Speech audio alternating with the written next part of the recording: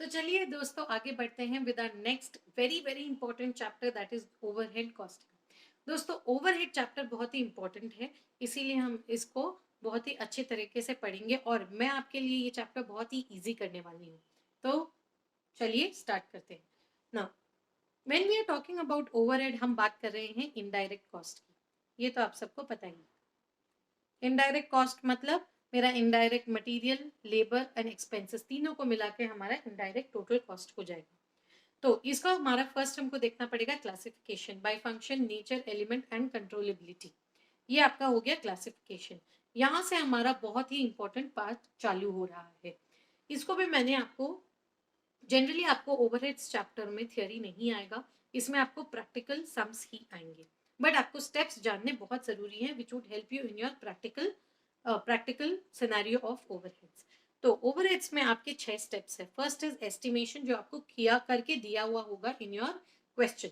Next is allocation. Allocation क्या, इसका मतलब क्या है, जिसका जो कॉस्ट है वो उसको दे दो। फॉर एग्जाम्पल मेरे पास कुछ इनडायरेक्ट वर्कर हैं जो सिर्फ डिपार्टमेंट ए के लिए काम कर रहे हैं, तो क्या डिपार्टमेंट बी, डिपार्टमेंट सी इसका कॉस्ट बेयर करेंगे?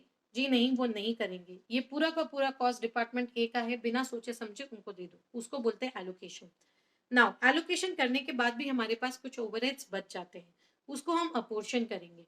फॉर एग्जाम्पल लेट अस से रेंट। तो ये मेरा वेयर हाउस है, इसमें डिपार्टमेंट ए, डिपार्टमेंट बी और डिपार्टमेंट सी ये तीनों ने इतना स्पेस ले रखा है। तो मैं क्या करूंगी, जो फ्लोर स्पेस है उसके बेसिस पे इनको, जो फ्लोर रेंट है मेरा वो मैं डिवाइड कर दूंगी। So that is known as apportionment, where you distribute the cost taking some particular basis, उसको हम बोलते हैं अपोर्शनमेंट। जब मैं एलोकेट कर देती हूँ और अपोर्शन कर देती हूँ तो मेरा प्राइमरी डिस्ट्रीब्यूशन कंप्लीट हो जाता है और सारे कॉस्ट जो है वो सब डिपार्टमेंट के पास चले जाते हैं, including the service departments. Now service departments can not keep the cost with themselves. Why? क्योंकि वो सिर्फ कॉस्ट सेंटर्स हैं, वो लोग रेवेन्यू सेंटर्स नहीं है, वो लोग पैसे नहीं कमाते हैं और they are not making the products which are saleable. तो हम क्या करते हैं, हम सर्विस डिपार्टमेंट का जो कॉस्ट है वो हम प्रोडक्शन डिपार्टमेंट में डाल देते हैं। तो नेक्स्ट इज हमारा redistribution of service department cost to production department. इसके 4 मेथड्स हैं। डायरेक्ट मेथड में हम क्या करते हैं, जो भी सर्विस डिपार्टमेंट का कॉस्ट है वो डायरेक्टली प्रोडक्शन डिपार्टमेंट को डिस्ट्रीब्यूट कर दो taking some particular basis. Ignore जो सर्विस डिपार्टमेंट दूसरे सर्विस डिपार्टमेंट को सर्विस दे रहा है। फॉर एग्जाम्पल हमारे पास डिपार्टमेंट ए है, बी है, सी है, कैंटीन है एंड स्टोर्स है। तो डायरेक्ट मेथड में हम ये नहीं देखेंगे कि स्टोर्स क्या सर्विस प्रोवाइड कर रहा है कैंटीन को या कैंटीन क्या सर्विस प्रोवाइड कर रहा है स्टोर्स को, हम डायरेक्टली एबीसी को दे देंगे।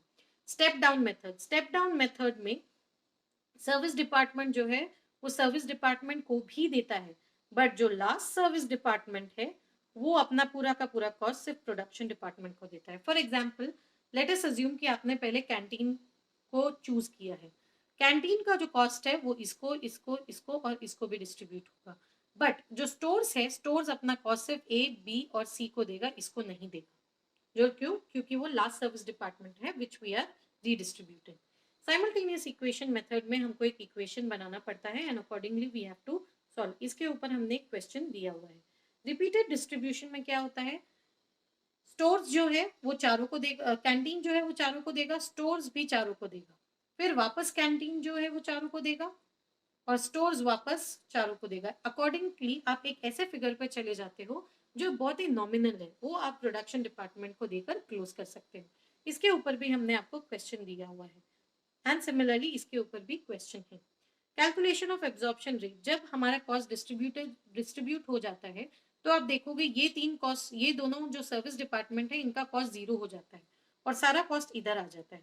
उसके बाद आप इसको एक पर्टिकुलर बेसिस से डिवाइड करते हो to calculate the absorption rate. हमारा main objective of the overheads chapter यही है कि हमको एब्जॉर्प्शन रेट कैलकुलेट करना है, अल्टीमेटली हमको वो जो कॉस्ट है वो प्रोडक्ट पे डालना है।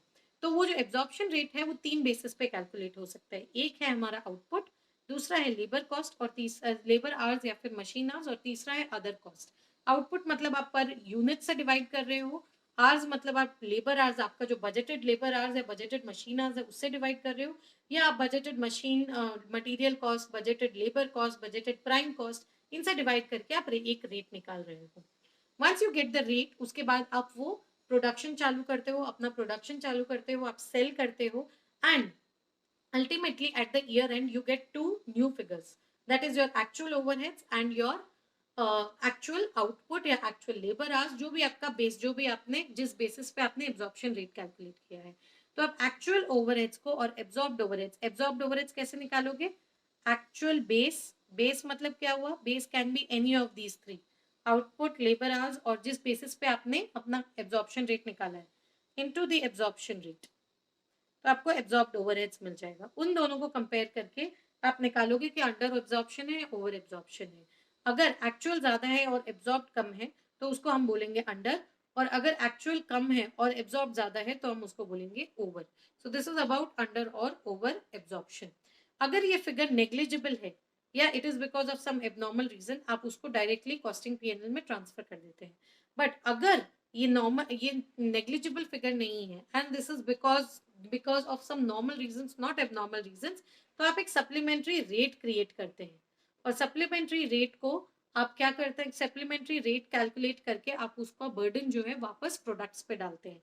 सप्लीमेंट्री रेट कैसे कैलकुलेट करेंगे? जो भी आपका अंडर और ओवर एब्जॉर्ब्ड फिगर है उसको आप डिवाइड कर देते हैं जो आपका एक्चुअल बेस है उससे, या तो एक्चुअल आउटपुट या एक्चुअल आवर्स, तो आपको एक सप्लीमेंट्री रेट मिल जाता है। वो सप्लीमेंट्री रेट जो है वो आप ऐड कर देते हैं to your absorption rate to calculate, या ऐड या माइनस जैसे भी, अंडर और ओवर एज द केस में भी, और आपको एक नया रेट मिल जाता है।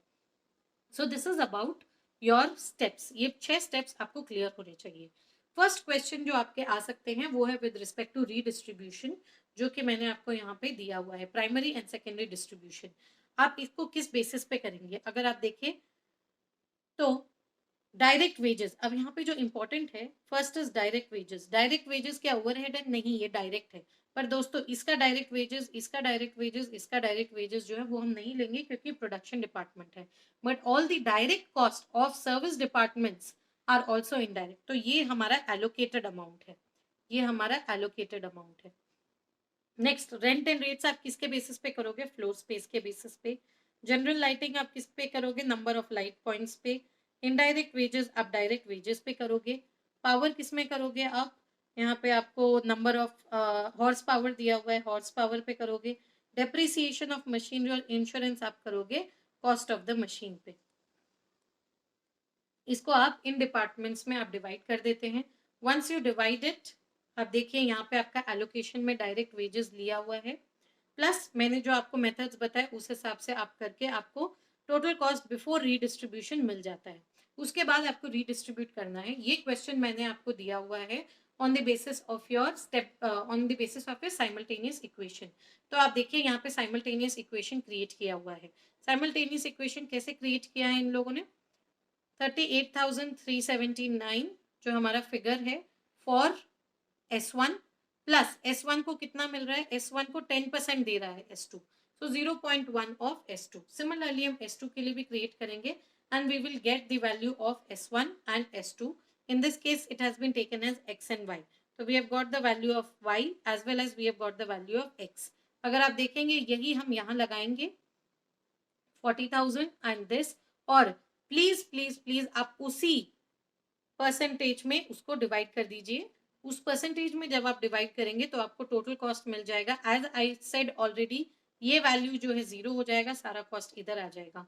फिर इस क्वेश्चन में उन्होंने बोला हुआ है कि आपको प्रोडक्शन आवर्स के बेसिस पे करना है, तो आपको रेट पर आवर मिल जाता है।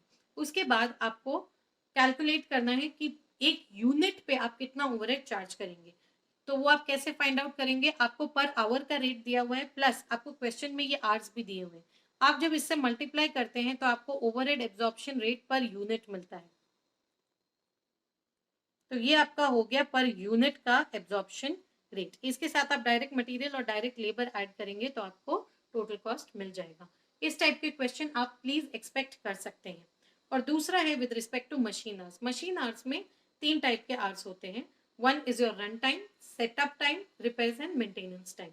Now run time is always productive, तो इसको हमें हमेशा कैलकुलेशन में लेना होगा। Next is your setup time. It may be productive और अनप्रोडक्टिव. इसके कारण ही सारा प्रॉब्लम क्रिएट होता है. Repairs and maintenance is always unproductive. Please ध्यान में रखिए, इस पे हम कभी भी कॉस्ट का बर्डन नहीं डालेंगे. So when setup time is unproductive, आप कैसे निकालेंगे? ये अनप्रोडक्टिव हुआ, ये अनप्रोडक्टिव हुआ, तो पूरा का पूरा कॉस्ट जो है वो रन टाइम पे जाएगा. पर जब सेटअप टाइम प्रोडक्टिव है तो आपके पास दो मेथड्स है. अगर आपको कॉम्प्रिहेंसिव मशीन आवर रेट निकालना है तो टोटल जो भी आपका ओवरहेड कॉस्ट आता है उसको आप रन टाइम प्लस सेटअप मतलब टोटल प्रोडक्टिव आवर्स से डिवाइड कर दीजिए, आपको एक आवर एक रेट मिल जाएगा. बट जब आपको टू टायर रेट निकालना होता है तो जो भी आपका ओवरहेड कॉस्ट है उसको आपको दो पार्ट में डिवाइड करना पड़ेगा. Running charges and standing charges. Now standing charges को हम डिवाइड करेंगे टोटल प्रोडक्टिव आवर्स से. That means your run time plus setup time. और रन टाइम को हम डिवाइड करेंगे सिर्फ रन टाइम से. तो यहाँ पे आपको एक रेट मिल जाएगा, यहाँ पे आपको एक रेट मिल जाएगा. फिर जब आप टू टायर रेट निकाल रहे हैं तो आपको यहाँ पे running charges, standing charges, run time और सेटअप टाइम. तो रन टाइम में आपका रनिंग चार्जेस भी लगेगा, स्टैंडिंग चार्जेस भी लगेगा, आपको एक टोटल मिल जाएगा. पर जो स्टैंडिंग सेटअप टाइम का चार्जेस होगा उसमें रनिंग चार्जेस नहीं लगेंगे, सिर्फ आपका स्टैंडिंग चार्जेस लगेगा and you will get this rate. तो यहाँ से हमको टू टायर रेट मिल जाता है. मतलब अगर मशीन रन कर रहा है तब क्या चार्ज करना चाहिए हमको ओवरहेड, और जितना टाइम सेटअप में उसके लिए हमें क्या चार्ज करना चाहिए. This is your two tier rate. Please you can expect a question from this as well. ये बहुत ही इंपॉर्टेंट है. Coming to our next problem. ये मैंने आपको जो नेक्स्ट प्रॉब्लम दिया है इसमें मैंने ऑलरेडी आपको ये क्वेश्चन में ऑलरेडी आपको प्राइमरी डिस्ट्रीब्यूशन करके वैल्यू दी हुई है. This is your primary distribution. उसके बाद जो आपका डिविजन है that is on the basis of there are two methods in this. One is the step ladder method and the second is on the basis of repeated distribution. ये बहुत ही आसान है, आप देख सकते हैं. मशीन आवर रेट में आपको यहाँ पे मैंने मशीन आवर कैलकुलेशन जो है by all the three methods मैंने दिए हुए हैं. तो अगर आप ये तीन क्वेश्चन कर लेते हैं आपका पूरा का पूरा ओवरहेड्स जो है वो चैप्टर कवर हो जाता है. दोस्तों यहाँ आप देखेंगे व्हेन द मशीन आज इज सेटअप, आपने टोटल कॉस्ट निकाला हुआ है 334,216. तो मैंने 334,216 को रन टाइम जो मेरा 2,200 है उससे डिवाइड कर दिया है when setup time is unproductive. Coming to setup time is productive तो सेम कॉस्ट जो है वो 2292 से डिवाइड हुआ है. क्यों? क्योंकि 2200 मेरा रन टाइम है प्लस 92 मेरा सेटअप टाइम. करेक्ट.